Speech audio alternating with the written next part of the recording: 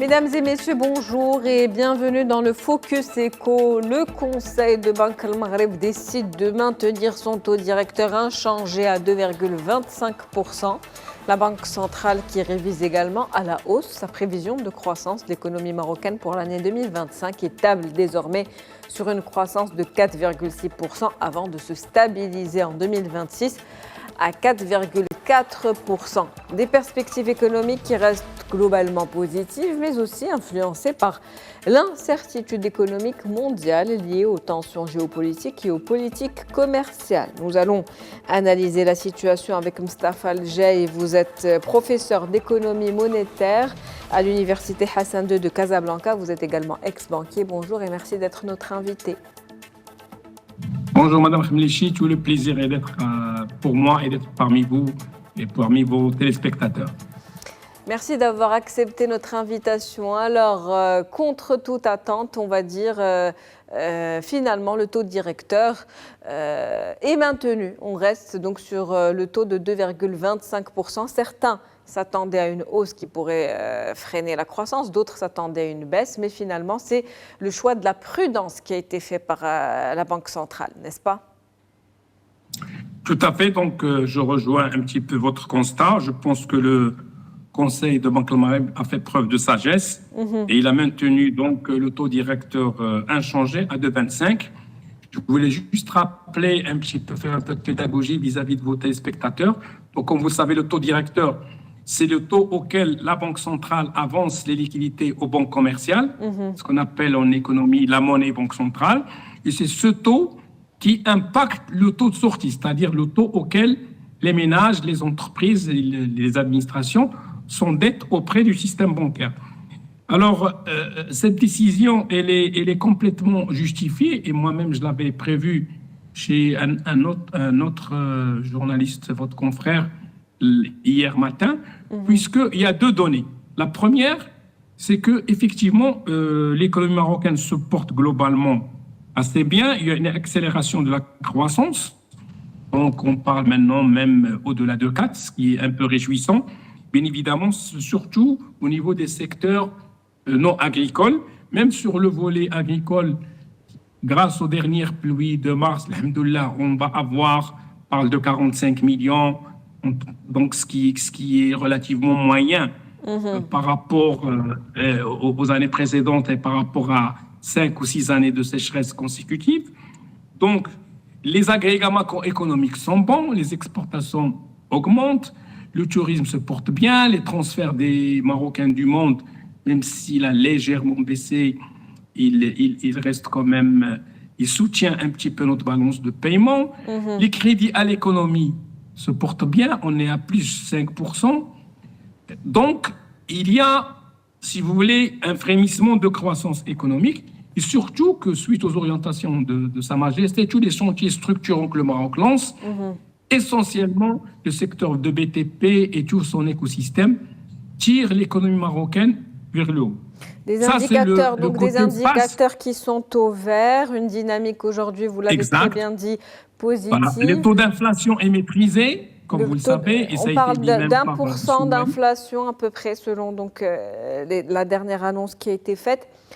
Justement, dans ce contexte, vous l'avez dit, on est en train d'assister à une accélération de la croissance au Maroc. On parle de 4,6% pour 2025 et 4,4% pour 2026. On est très loin des 3,8% qui étaient attendus. Donc, plusieurs facteurs, vous l'avez très bien expliqué, notamment ces secteurs non agricoles qui aujourd'hui tirent, on va dire, l'économie nationale. Tirent l'économie vers le haut. Mais maintenant, on a vu le côté face de la médaille. Le côté, malheureusement, le revers de tout cela, c'est la conjoncture internationale.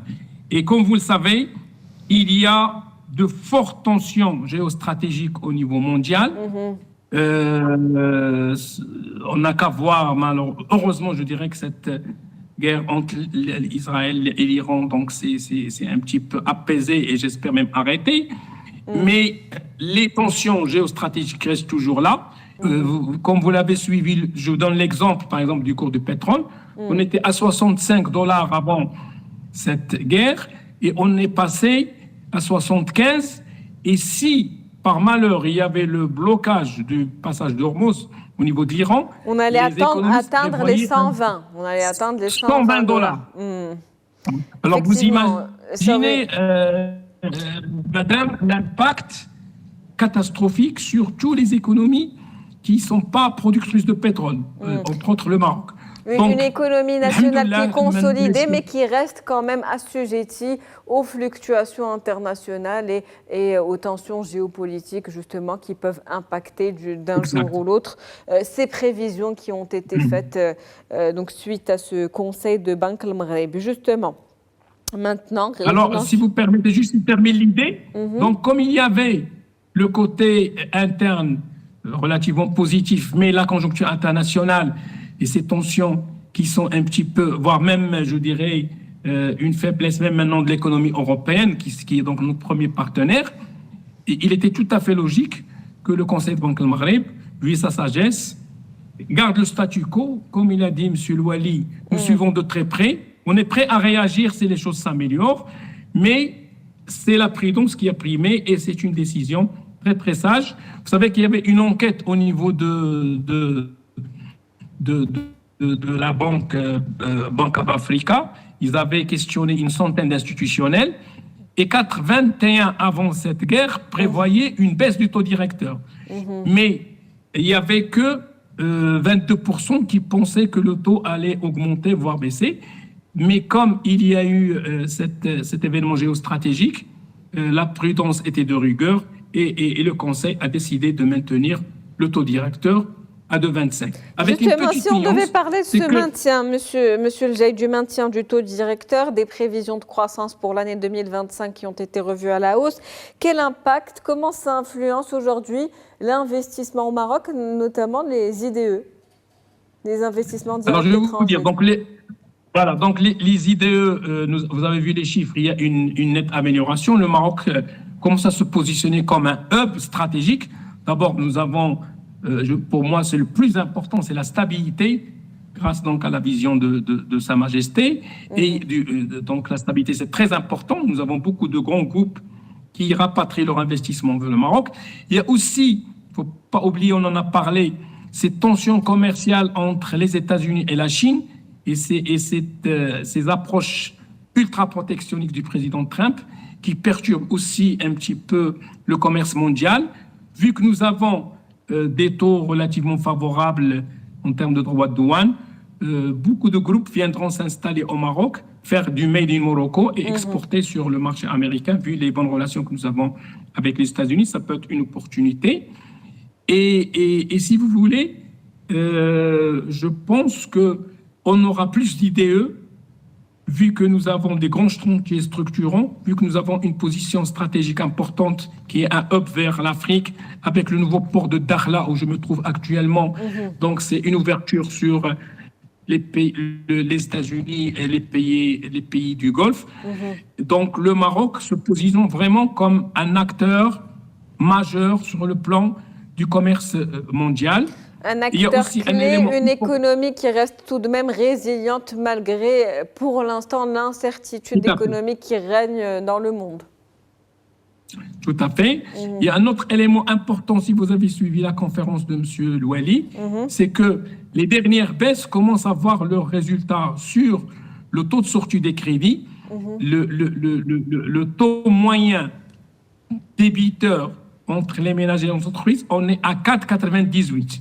Donc, chaque fois qu'il y a une baisse de 25 points de base, il y a un délai de transmission et ce délai, après, le système bancaire le répercute sur les banques et surtout, il devrait profiter en principe aux TPME qui sont un petit peu l'ossature de notre économie.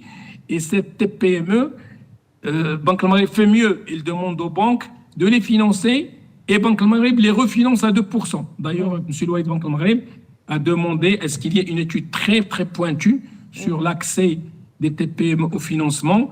Et cette étude va montrer un petit peu les contraintes qui bloquent l'accès de ces TPME au crédit. Rappelons que ces TPME représentent 90% du tissu économique. Ce sont Sinon ces plus. TPME qui créent aujourd'hui de l'emploi, de la valeur ajoutée et de la richesse. Et du coup, il faut investir dans ces petites entreprises pour pouvoir accélérer davantage la croissance et créer l'emploi pour inverser cette tendance du chômage aujourd'hui qui avoisine les 13%.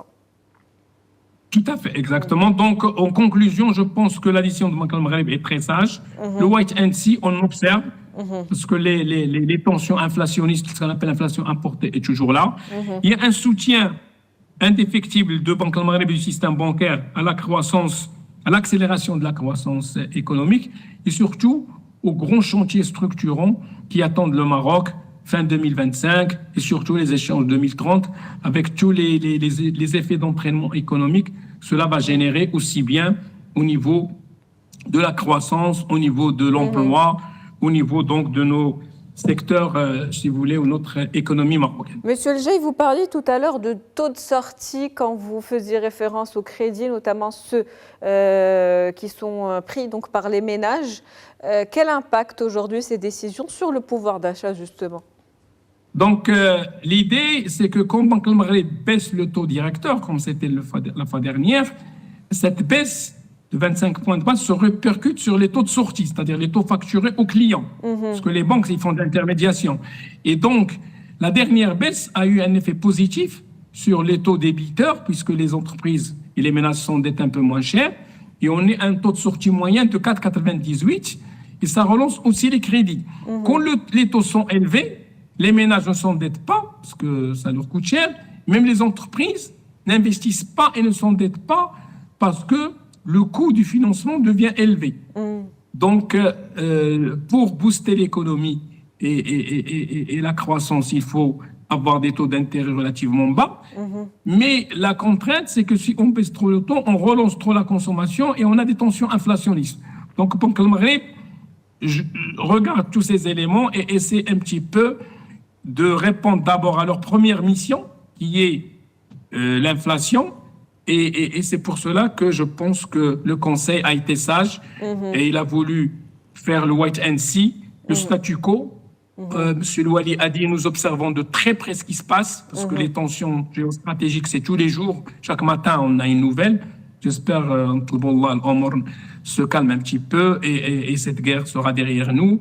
Et le monde entier rentrera dans une phase de croissance. Inch'Allah, donc Banque al-Maghreb qui continue à jouer ce rôle un petit peu d'équilibriste, comme elle l'a toujours fait. Qui est délicat, donc il faut féliciter les membres du Conseil, M. Louali, toutes les équipes de la Banque centrale, parce qu'ils font de l'excellent travail, bien évidemment. Absolument. Merci à vous, M. Mustapha El Jay. Je rappelle que vous êtes professeur d'économie monétaire à l'Université Hassan II de Casablanca. Vous étiez avec nous depuis Dakhla. Vous êtes également ex-banquiste. C'était un plaisir de vous avoir avec nous dans ce Focus Eco. Merci. Merci à vous, madame. C'est la fin du Focus Eco pour aujourd'hui. On se retrouve demain avec un nouvel invité, nouveau sujet. Très bonne journée.